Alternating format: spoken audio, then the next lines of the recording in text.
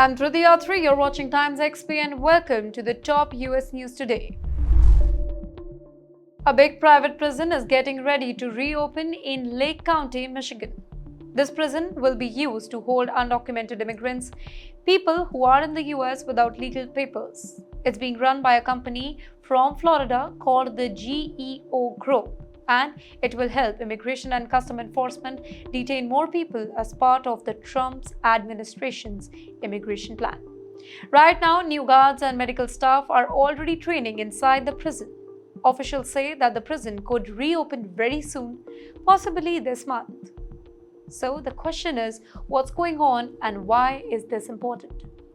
First, many local leaders in Lake County are happy about this. Why? Because the prison is bringing jobs and money into the area.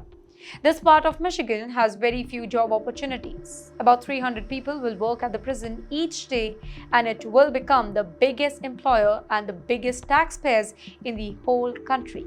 That means local businesses like shops and restaurants might also do better because more workers will be in town every day. Now, for the people who are living nearby, the job offer is tempting. The starting pay for guards is $29 an hour. That's more than double what many people earn in that area. One local worker who got her job back at the prison said that this is the best job that you can get around here. I was unemployed, now I have a good paycheck again. But yes, not everybody is happy with this. The American Civil Liberties Union says that they are kind of worried about how immigrants will be treated in this private prison.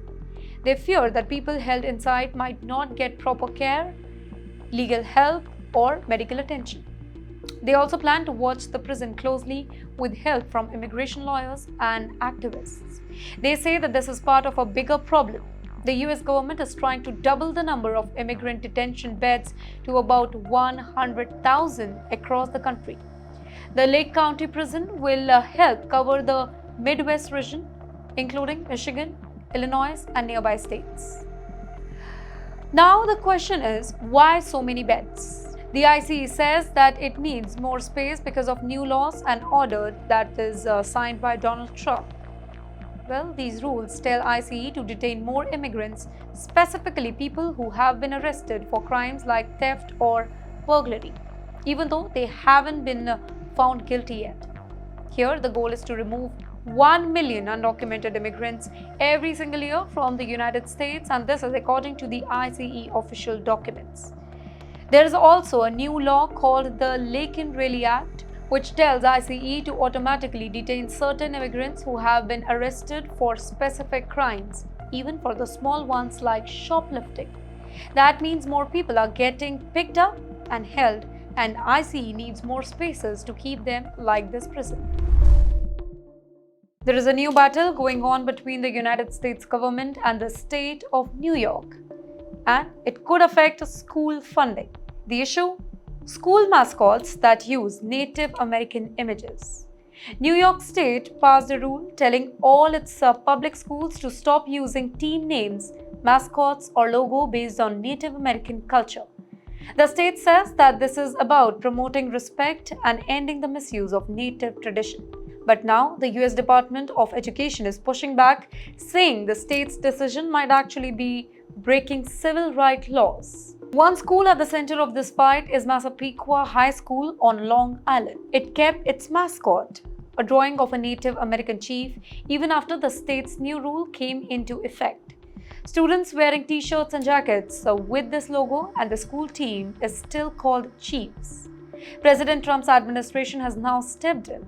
His team says that banning Native American mascots could itself be a kind of discrimination. According to them, the state's rule unfairly singles out one group of people, that is Native Americans. They're also called Indians, and prevents schools from choosing names that may honor or represent them. The federal government has made it very, very clear that if New York doesn't cancel the mascot ban within 10 days, it could lose federal school funding, and the matter could be even end up in a court.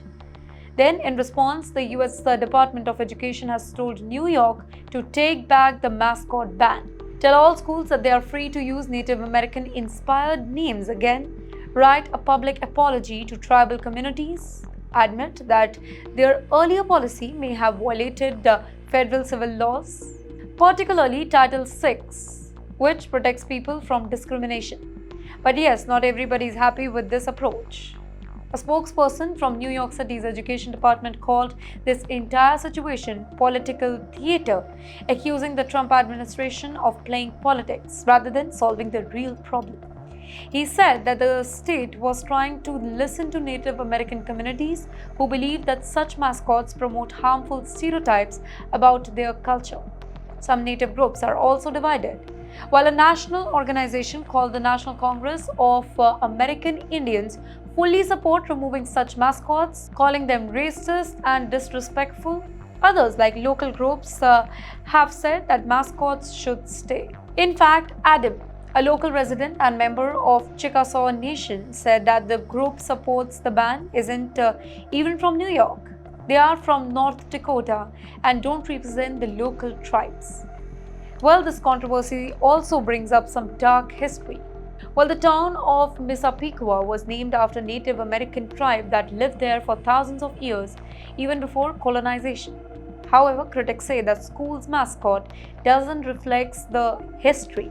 The mascot wears a headdress from tribes of the Midwest, not from the local area, and hides the painful past of how Native communities in the regions were once attacked and wiped out. So now, the state of New York faces a big decision. Either keep its rule to remove these mascots and risk losing federal money, or cancel the ban and face backlash from those who say that these images are offensive.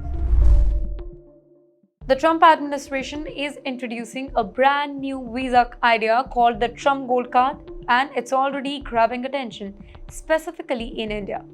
This visa is meant for wealthy people who want to live in the US permanently. The catch? You invest $5 million into the US economy.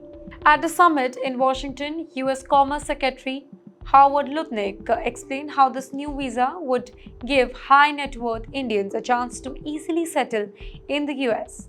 He said that we are going to be very successful in India because Indian entrepreneurs are smart, business savvy, and already making a big mark in the American economy. What is this Trump Gold Card?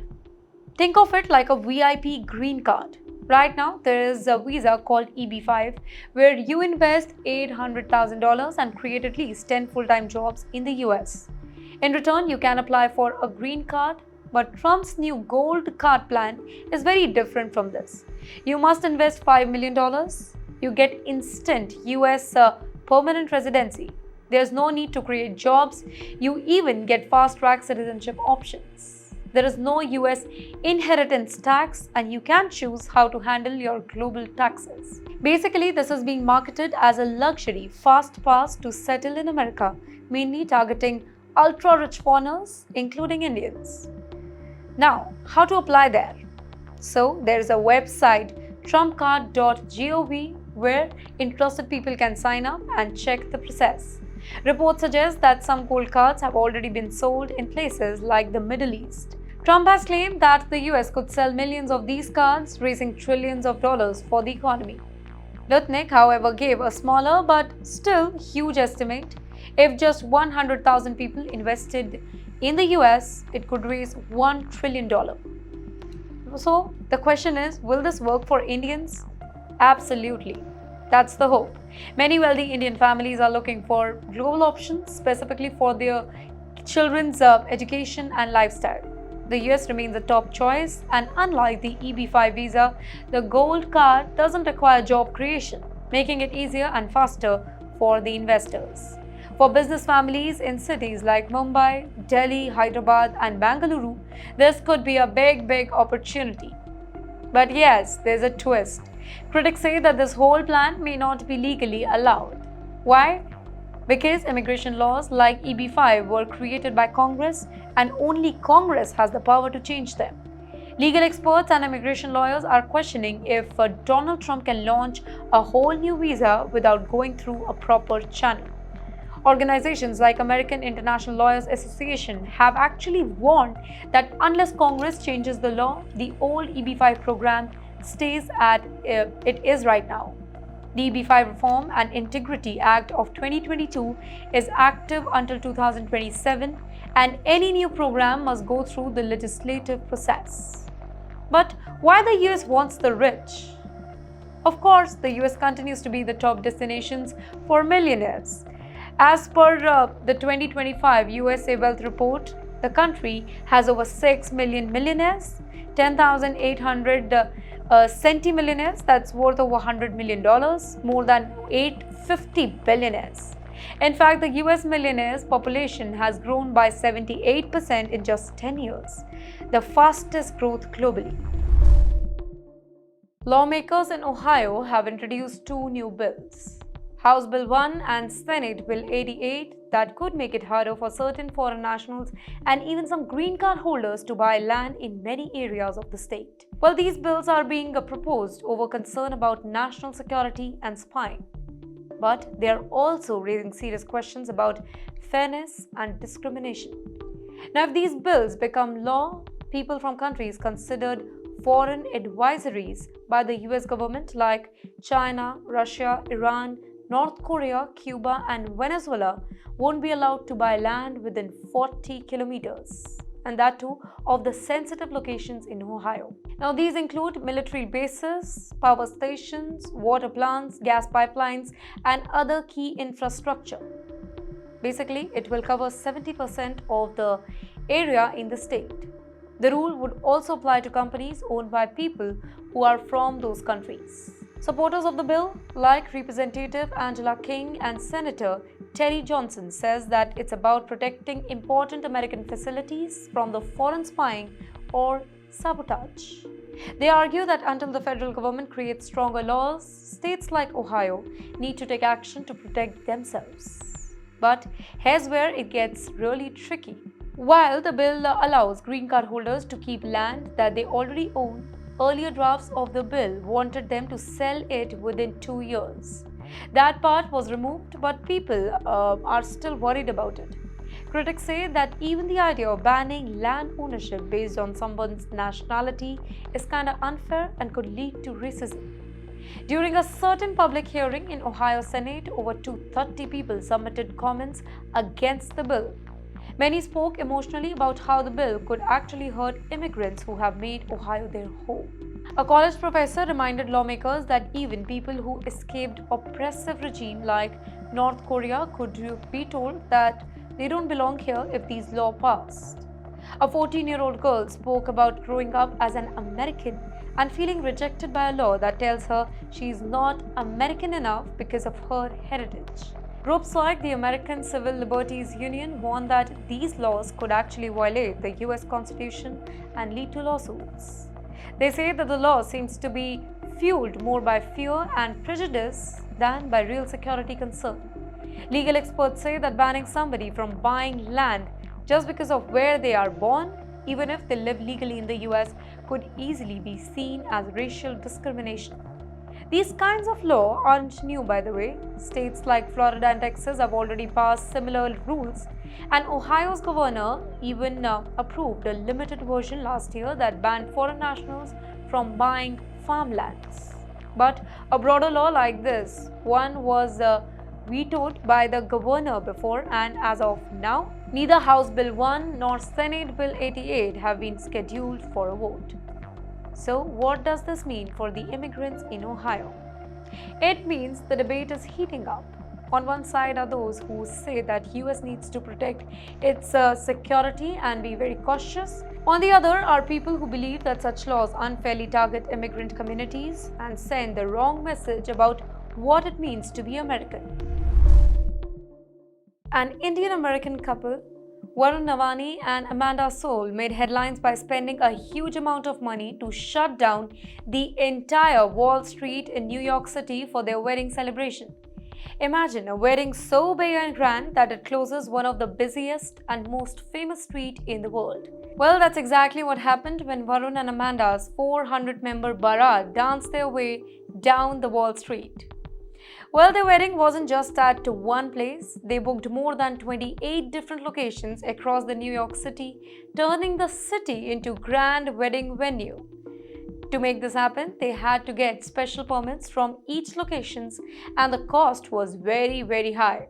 Reports say that they paid anywhere between $25,000 to $66,000 for each permit, which adds up to a massive amount. This wasn't just a wedding budget, it was a Wall Street level investment, by the way. The wedding celebration started on May 23, 2025, with a welcome brunch at the Conrad Hotel. Well, the very next evening, the bride and the groom's friends and families gathered at the Glass House for a lively Sangeet night full of music and dancing. But the real highlight was the May 24th, when the famous Wall Street was transformed into a colorful and joyful Bharat route. Over 400 guests were seen dancing to traditional tones and DJ beats as the couple made their way down the Wall Street. Varun arrived in a white vintage car, dressed in an elegant sherwani, while Amanda dazzled in a stunning Sabyasachi lehenga that kind of mixed tradition with style. Well, the celebration ended up with a reception at Cipriani Wall Street, lasting late in the night. By the way, Varun is not just any groom. He's the CEO of Rolani, an AI company focused on teaching machine learning and data science. Well, he has also been recognized in the Forbes 30 Under 30, known for his innovative work in technology. In the meantime, Amanda, his wife, is equally impressive. She works at MasterCard as the Director of Legal Compliance and Risk Management and hails from Boston. Together, they chose New York City as the backdrop for their wedding, turning it into a grand Bollywood-style event that many just dream about. Organizing a wedding of this scale in a busy city like New York is not easy. An Indian student who wanted to study data science in the United States recently shared a shocking experience online after his F1 visa was rejected at the US consulate in Hyderabad.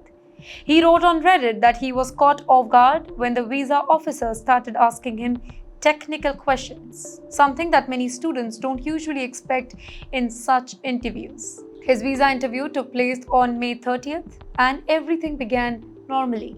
The officer asked him if he was studying anything at the moment. The student said no. He said that he just finished his undergraduate degree in April 2025. Next, the officer asked him which universities had been applied to.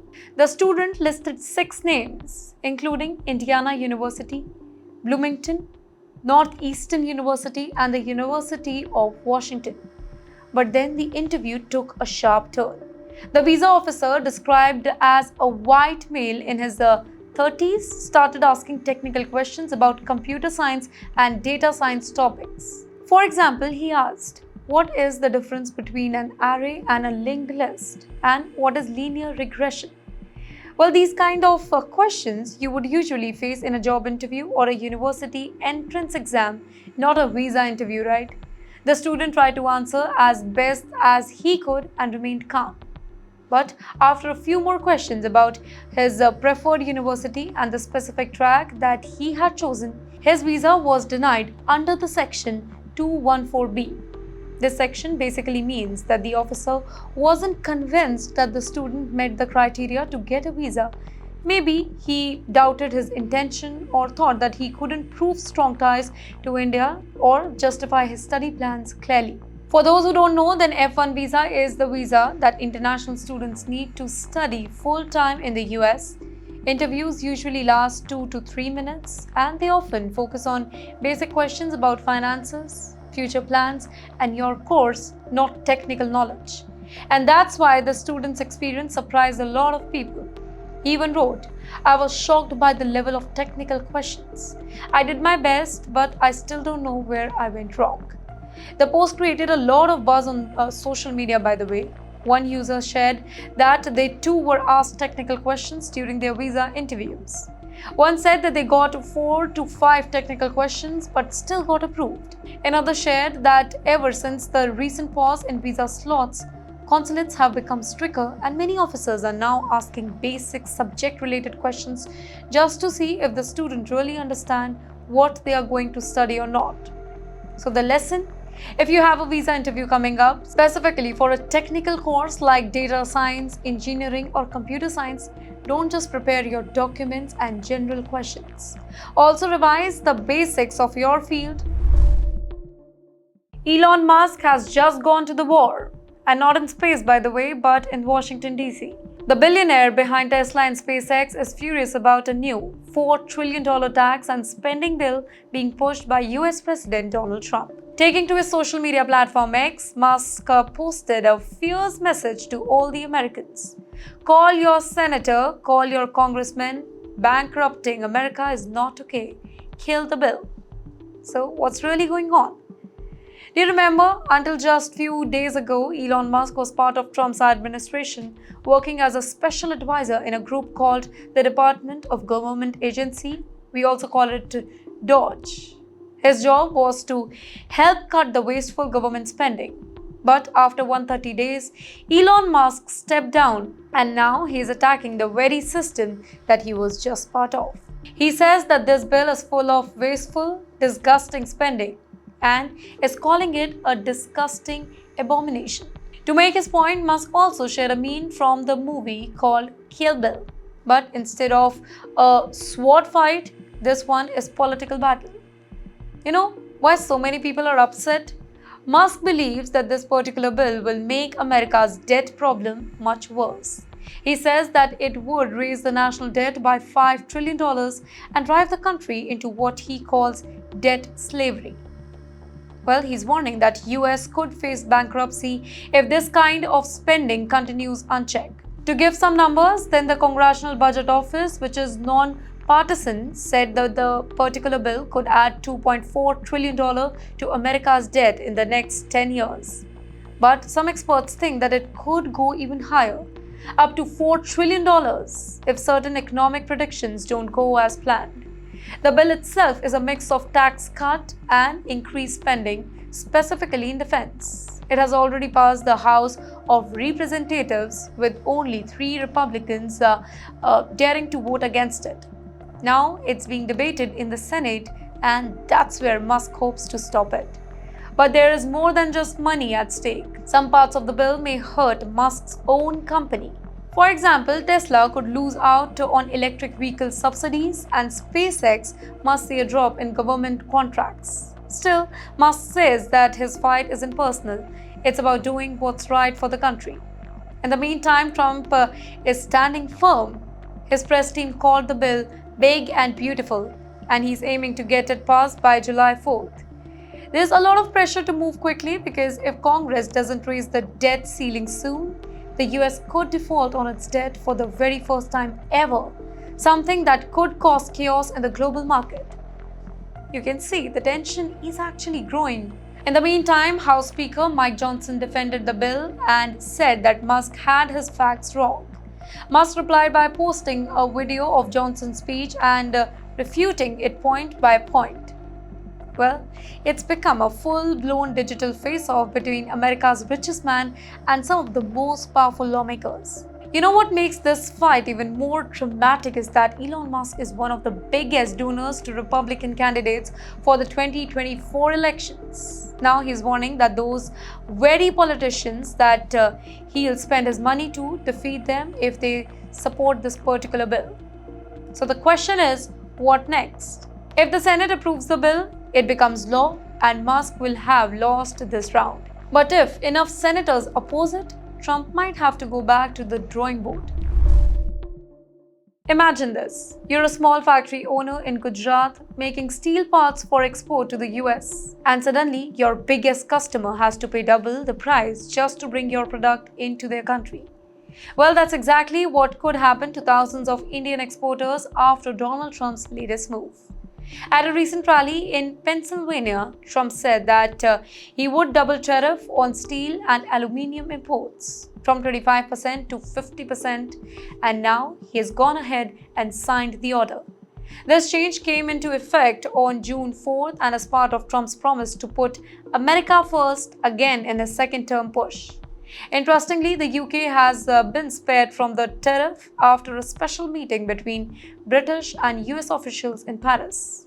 For India, this is worrying news. The financial year 2024, India exported over $4.5 billion worth of steel, aluminium, and related products to the US.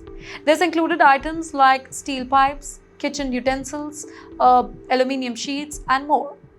Well, most of this came from smaller businesses in Maharashtra, Gujarat, and Tamil Nadu, which now fear major job losses due to the new tariffs. In fact, industry experts have already warned that Indian manufacturers are facing a tough time, specifically with low steel cost imports already affecting the local business. With Trump's 50% tariff, their exports may become too expensive for US buyers. The Engineering Export Promotion Council have said that this one move can actually put nearly $5 billion in the engineering exporters at risk. Well, why should we care? Because if exports slow down, factories in India might reduce production or shut down completely, meaning that many people could lose their jobs. Plus, cheap steel that can't go to the US might end up flooding the Indian market, bringing down prices further and hurting local businesses even more. The Indian government has responded by filing a complaint with the World Trade Organization, by the way. It may even impose its own tariff on American goods as a form of retaliation, just like it did back in 2019 when Trump imposed similar tariffs the first time around. There's also a bigger problem, by the way, known as trade diversion. Countries like South Korea, Vietnam, and China, who also face these US tariffs, may start dumping their extra steel into India. While this might mean cheaper material for Indian consumers in the short term, it could actually break the back of our local steel industry in the long run. To stop this, India has already introduced a 12% safeguard duty on certain flat steel products from April 2025. These include steel coils and sheets used in the cars, bridges, home appliances, and even ships. Imports of these items from countries like China and Vietnam have been rising fast and usually comes in cheaper than what Indian companies can actually make. Big companies like Tata Steel and JSW Steel have issued warning too. They say that if these challenges continue, they may need to cut future investment and rethink factory expansion, which again could actually hurt jobs and economic growth. Globally, the US is using this tariff hike to protect its own manufacturers and reduce foreign competition. But experts believe that this could spark a chain reaction. More export barriers, more trade barriers, disrupted supply chains, and rising costs for things like cars, construction material, and home appliances, even in India. That's it for today. Thanks for tuning in. Follow TimesXP for more such updates.